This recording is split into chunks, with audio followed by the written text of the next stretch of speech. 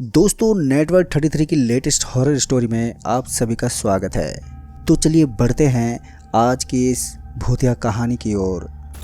दोस्तों, रात के तकरीबन 11 बजे मैं झिलम पहुंचा अपनी आखिरी डिलीवरी करने के लिए, और खाने का पैकेट डिलीवर करने के बाद मैं वहां से जाने के लिए अपनी बाइक की तरफ पलटा ही था कि तभी पीछे से एक आदमी ने मुझे आवाज़ देते हुए बोला, ज़रा रुकना भाई।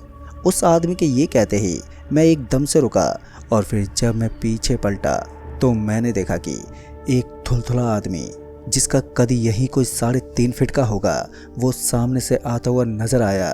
अभी मैं उसके थुलथुले शरीर को देख रहा था कि तभी वो मेरे पास आया और हाँफने लगा, मानो महज कुछ कदम की लंबी दौड़ ने उस मोटे थुलथुले आदमी की सांसें उखाड़ दी हों। फिर जब उस आदमी की सांसें नॉर्मल हुई तो उसने कहा, भाई साहब, आप डिलीवरी का काम करते हो ना? जिस पर मैंने उसे जवाब देते हुए कहा, हाँ सर। मेरे ये कहते उस आदमी ने कहा, और मुझे अपने अंकल के घर रात का डिनर भिजवाना है, क्या आप मेरा ये काम कर देंगे? बदले में आपको 1500 रुपये दे दूंगा। जैसे उस आदमी ने 1500 रुपये की बात कही तो वैसे ही मैं बिना ज़्यादा सोचे बोला, जी सर मैं कर दूंगा, पर डिलीवरी कहाँ करनी है? जिस पर वो आदमी बोला, वो गोठा कॉलोनी के बंगला नंबर 717 में। एड्रेस जानने के बाद मैंने फिर उस आदमी से बोला, ठीक है सर, आप जल्दी से डिनर पैक करके दे दो। मेरे ये कहते ही वो डिनर लाने चला गया। फिर जब वो थुलथुला आदमी लौटा तो उसके हाथ में एक मिट्टी का बर्तन था जिसके मुंह पर हरा कपड़ा बंधा हुआ था।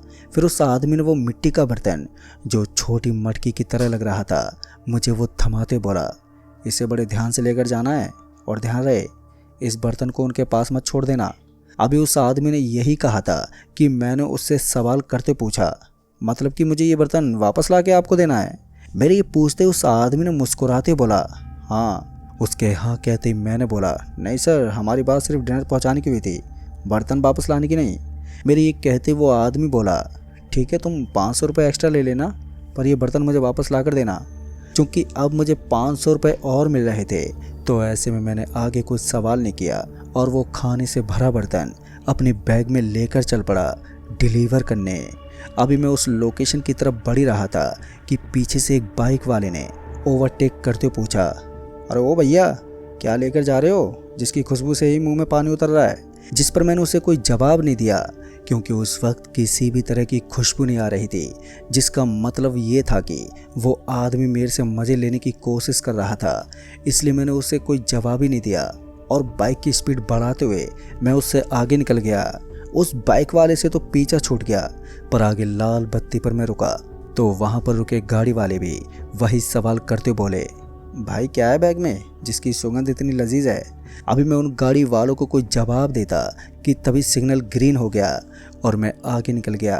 वैसे तो कुछ देर के लिए मैं भी ये सोचने पर मजबूर हो गया कि कहीं मेरी नाक खराब तो नहीं हो गई है, जो मेरे को छोड़कर बाकी के सभी को खाने की सुगंध आ रही है। इसलिए बीच में ही मैंने बाइक को रोक के उस बर्तन को करीब से सूंघा, पर तब भी मुझे किसी भी तरह की कोई सुगंध ही नहीं आई, जिस वजह से मैं अब इस उलझन में पड़ गया कि इस बर्तन से पकवान की महक नहीं आ रही है तो वो लोग मुझसे किस खुशबू की बात कर रहे थे। कर इन्हीं सब सवालों के जाल को सुलझाता हुआ मैं बाइक लेकर पहुंचा गोठा कॉलोनी, बंगला नंबर 717, जहां काफ़ी अंधेरा था। वैसे तो देखने में ये कॉलोनी रईसों की लग रही थी, पर यहाँ के खुले हवा में भी घुटन सी हो रही थी। खैर मैं फौरन बाइक से नीचे उतरा और डोर बेल बजाई, पर किसी ने दरवाज़ा नहीं खोला। मैंने 1 से 2 बार बेल बजाई, पर तब भी किसी ने दरवाज़ा नहीं खोला। यहाँ तक कि मैं आवाज़ लगाते हुए बोला, आपका रात का डिनर लेकर आया हूँ, पर इसके बावजूद भी दरवाजे पर किसी तरह की हलचल ही नहीं हुई। अभी मैं वहाँ दरवाजे पर खड़ा यही सोच रहा था कि घर में कोई है भी या नहीं, कि तभी दरवाजे के बगल वाली खिड़की का पल्ला खुला और उस खिड़की से एक बेहद ही खूबसूरत हाथ बाहर आया। वो गोरी कलाई जिसमें सोने की चूड़ियाँ और उंगलियों में रूबी जड़ी हुई अंगूठियाँ ऐसे लग रहे थे मानो वो कोई महारानी हो। उसका सिर्फ एक ही हाथ इतना आकर्षक था तो खुद भला वो कितनी आकर्षक होगी। अभी मैं इन्हीं ख्यालों में डूबा हुआ था कि तभी उसने कहा, जल्दी दो। उसके ये कहते ही मैंने वो खाने का बर्तन उसे थमाते बोला, मैडम जी ये बर्तन खाली करके मुझे दे देना। जिस पर उस मैडम ने कुछ नहीं कहा और खिड़की बंद कर ली, और वहीं मैं दरवाजे पर खड़ा उसके वो बर्तन लौटाने का वेट करने लगा। पर 5 से 10 और 10 से 20 मिनट होने को चले थे, पर मेरे लाख आवाज़ देने और दरवाजे खटखटाने के बावजूद भी उन्हें कोई फ़र्क ही नहीं पड़ रहा था। साथ ही अब मुझे गुस्सा भी आने लगा था। एक मन तो किया कि बर्तन लिए बिना ही यहाँ से निकल जाऊं, पर सवाल एक्स्ट्रा 500 रुपये का था। वैसे भी देरी तो हो ही गई थी, थोड़ी और सही। लिहाजा मैं दरवाज़ा खटखटाता रहा, इस उम्मीद में कि मेरे लगातार दरवाज़ा पीटने पर वो तंग हो जाएंगे और मुझे बर्तन लौटा देंगे। और हुआ भी कुछ ऐसा ही।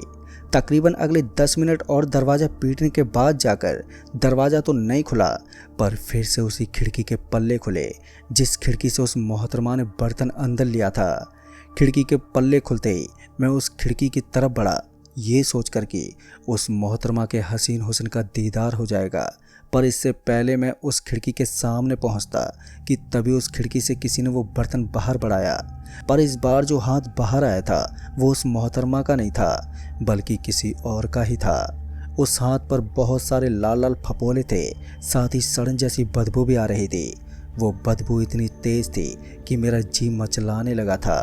खैर उस वक्त मैंने किसी भी तरह से अपनी उल्टी रोकी और वो बर्तन लेकर वहाँ से भागा।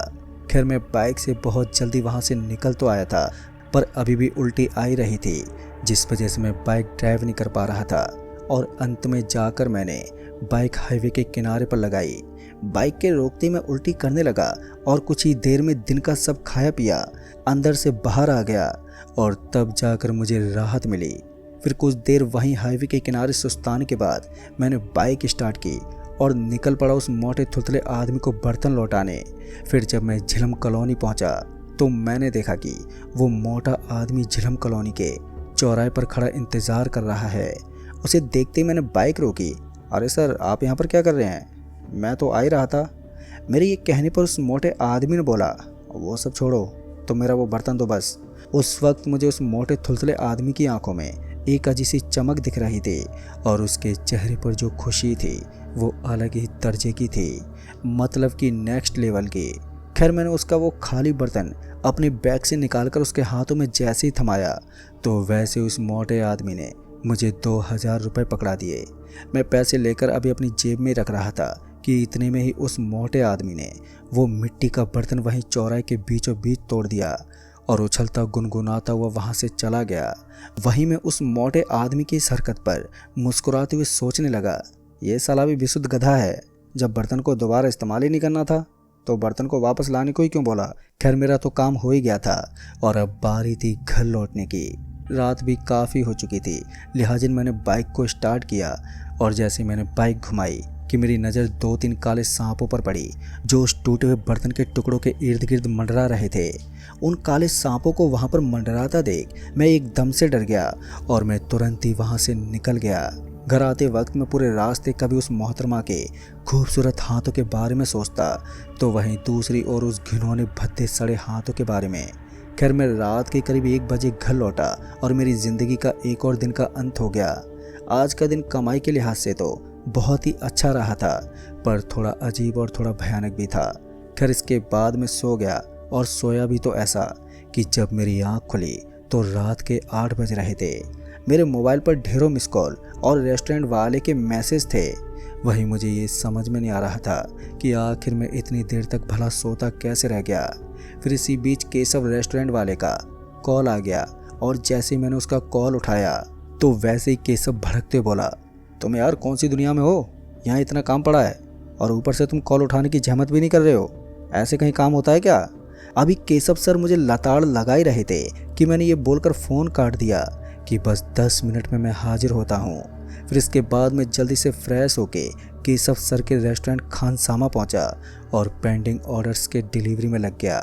चूँकि ऑर्डर्स बहुत थे तो ऐसे में केशव जी को मेरे पर गुस्सा निकालने का वक्त ही नहीं मिला और मैं उस समय उनकी डांट से बच गया।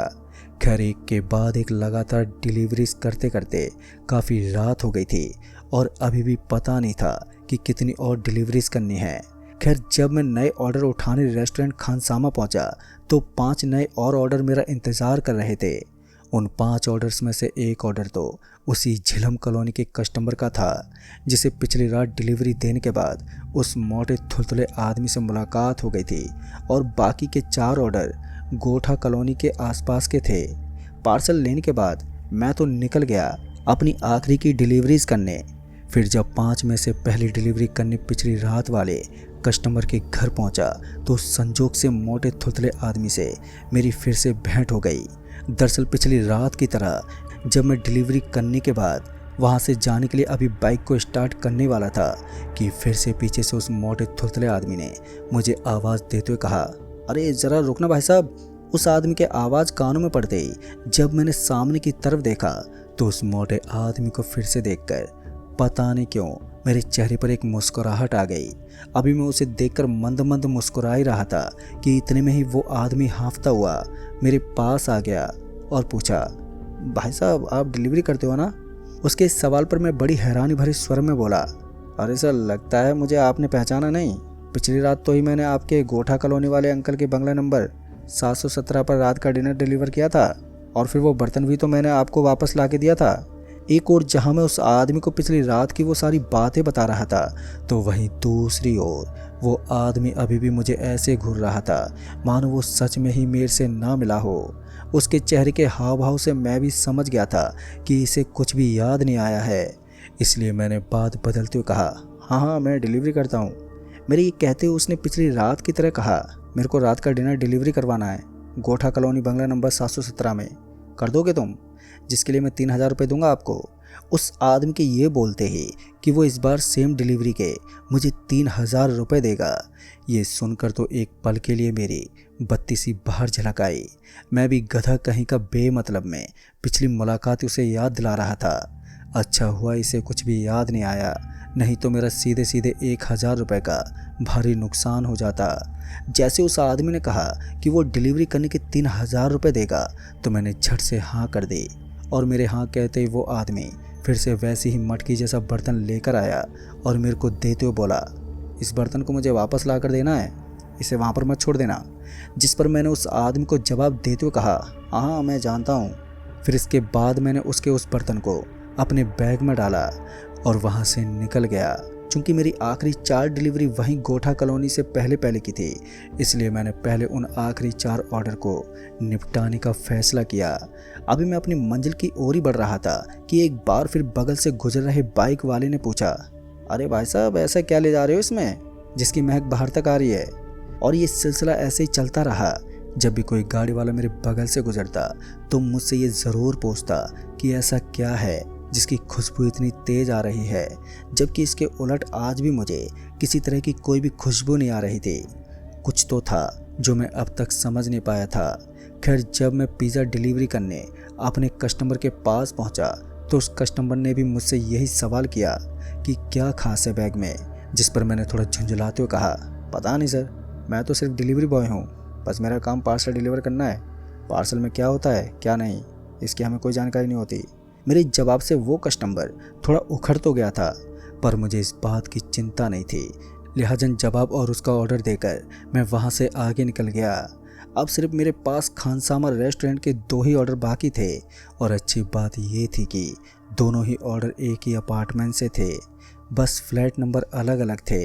क्योंकि दोनों ऑर्डर एक ही बिल्डिंग के थे इसलिए मैंने उन दोनों कस्टमर को कॉल करके नीचे बुला लिया था ताकि मैं उन्हें जल्दी से ऑर्डर देकर आगे निकल जाऊं। फिर जब मैं उस बिल्डिंग के नीचे पहुंचा तो एक कस्टमर पहले से मेरा वहां पर इंतज़ार कर रहा था। उसे मैंने उसका पैकेज दिया और फिर अगले कस्टमर का वेट करने लगा। पर जब अगला कस्टमर आया तो वो आते ही उस खुशबू की बात करने लगा जो शायद मेरे उस बैग से आ रही थी। इससे पहले मैं उस कस्टमर को कुछ भी बताता कि वो चिल्लाते बोला, जितना जल्दी हो सके उतना जल्दी छोड़ दे ये काम, भाग जाए यहाँ से, अब दोबारा मत आइयो। ये बोलते वो आदमी वहाँ से बिना पार्सल लिए ही लौट गया। मुझे उस कस्टमर के इस रवैये पर हैरानी तो हुई, पर उस वक्त मैंने उतना ध्यान नहीं दिया और मैं वहाँ से निकल गया गोठा कॉलोनी के लिए, जहाँ मुझे बंगला नंबर 717 का ऑर्डर डिलीवर करना था। खैर जब मैं बंगला नंबर 717 पर पहुँचा तो पिछली रात की ही तरह आज भी वहाँ पर अंधेरा था, साथ ही वैसी घुटन हवा में महसूस हो रही थी। और फिर जब ऑर्डर डिलीवर करने के लिए मैंने डोर बेल बजाई तो इस बार भी किसी ने दरवाज़ा नहीं खोला।